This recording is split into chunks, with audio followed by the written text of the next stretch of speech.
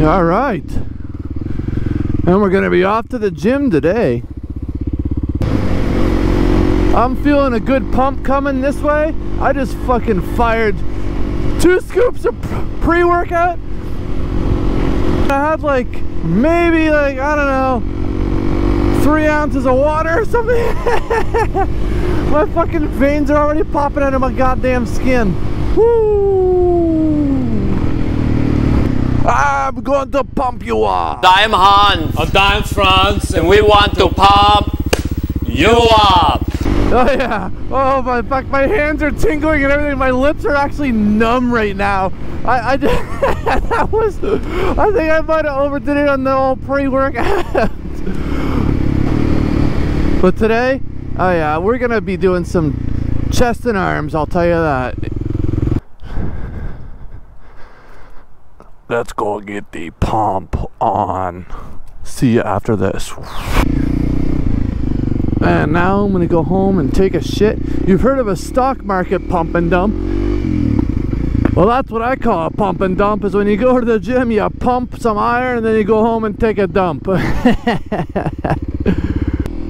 They got a bathroom at the gym for sure, but as a man, who the hell wants to take a shit at the gym?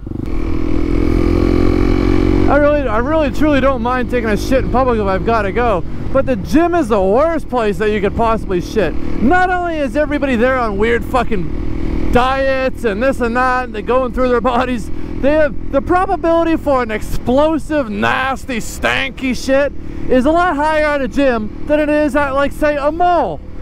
Let's just say, for any ladies that might be watching this, I doubt that there are, men taking shits in public washrooms is a full contact sport. You know what I mean? Like, we sit, there's no hovering allowed in that room. Not only that, if anybody ever shits immediately post-workout or in the middle of the workout, then all that, like, back of the thigh sweat gets right on the seat, you know, and you're guaranteed to sit in that, because like I said, it's a full contact sport. So anyway, I'm glad I live close. I'm gonna go home, take a dump, and then get my day on the fucking go. Okay, so it's been brought to my attention that midgets have evolved over the past few years.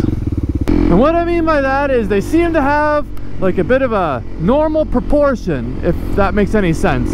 Like, remember back in like the 90s, the 80s, the 2000s even, midgets seemed to have like these weird proportions to them, where they had these little hands that were always like curled along the side of them like this. They would walk with their hands like this, rubbing against the side of them, you know.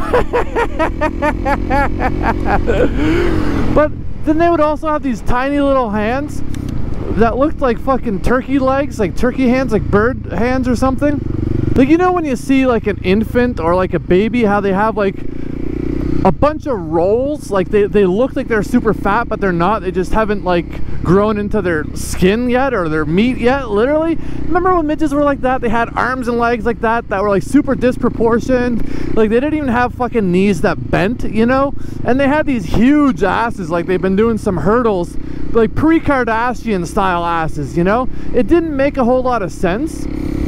And then time went on a little bit. Let's go down here.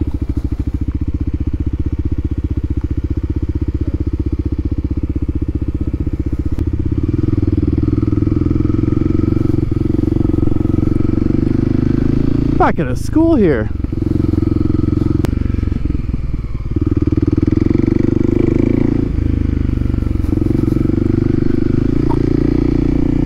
Anyway, back on topic. Remember when they were all disproportioned like that? And this is one hell of an entrance to this school.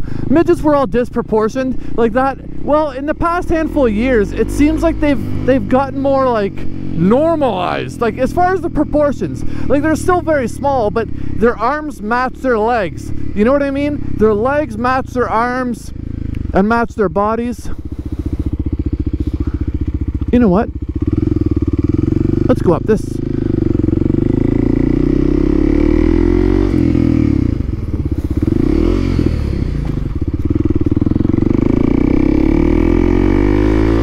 We're out of here. We're off the scene.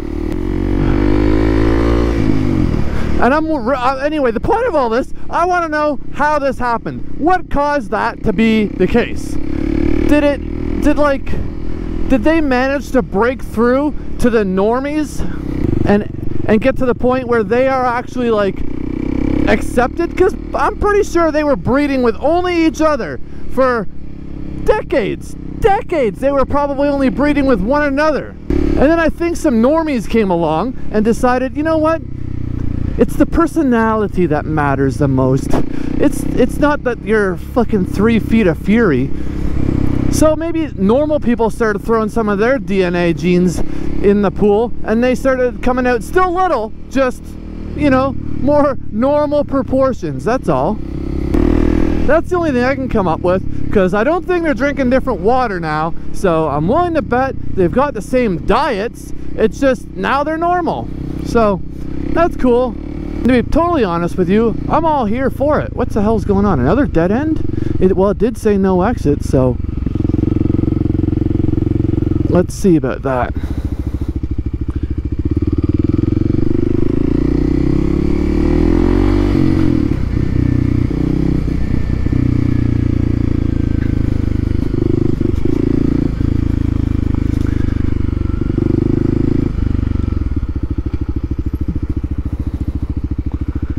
Let's go down this one.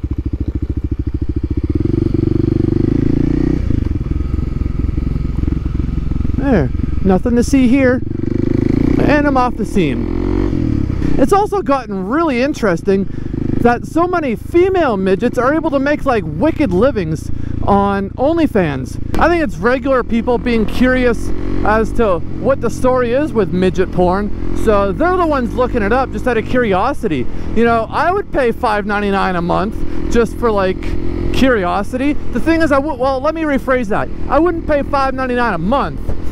I would pay like $5.99 once. So if you split that up over 30 days, you know, you're talking mere pennies per day for a different post. So that'll like feed my curiosity needs, and then I'll cancel the subscription. So I think that's where they're making all this money.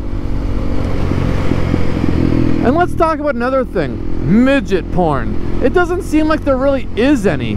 I have talked to someone at length about this in the past, and I've determined that there is no midget porn. And when I say that, I'm talking like small male, small female, fucking bumping each other's uglies, hitting skins, recreating, you know what I mean? It doesn't seem like that's actually a thing at all. It seems like you have no problem finding like big male, small female, or big female, small male, but you can never find small. Do they not make smalls? Like, I guess that's part of my question, is maybe nobody wants to watch that though. Like, bunch of, back in the day, like I said, they were all disproportioned. They were like the Lollipop Guild, you know? They had those big block foreheads and these weird proportion. Maybe they just, they only stuck together because they were similar, but they didn't have any attraction towards one another, so they never made any of the porn, right? Like, that makes sense to me. They didn't make any of the porn because they weren't attracted to one another. Like, that's when you have to perform, is when you're on video, you know? When the lights and camera and the action happen, you gotta perform. So maybe they just weren't able to very well, and that's why midget porn didn't exist. Well, now that they're more attractive and they're more normal shaped and everything, it's about time they start getting on the midget porn train, because now they have like normal voices and shit. They used to have those fucking weird like dwarf voices, you know, like fucking, they sounded like trolls. Like, they're not like that. They're normal people now, so they're just little. I'm all for it. I want there to be more midget porn. Speaking of porn, I got a little life hack for everyone. If you ever want to make like a sex tape or porn just for your own viewing pleasure, but you'd never want to actually like release it or anything, you just want to do it as like a little kink or a little like have some fun, you know, then here's a little life hack. While you're doing it, play Disney music in the background quite loudly. Disney's like lawyer team or whatever, copyright team, well, they won't have any of that. They will scrub the internet of copywritten Disney music. So, you know, your video will never be able to stay on the internet anywhere, realistically. That's my little life hack for you. If you ever make a sex tape and you decide you don't want it on the internet, but it gets leaked anyway somehow, just simply play Disney music in the background while you're boning the chick, you know, and it'll get taken off right away.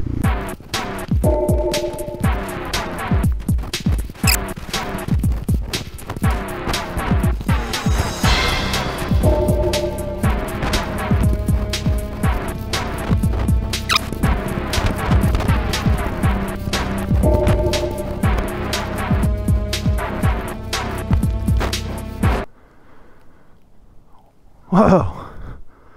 Cool view. I'm definitely gonna smoke a cigar up here. Fucking big time. So I got a Cohiba Behike, was the cigar of choice today. It's a little bit of a full body, harsher one. If you breathe it in, you know, breathe air, then it'll burn the back of your throat, but it's delicious. And they're a very nice cigar. They burn quick though. This has only been like, to get down this far, I don't know, maybe 20 minutes.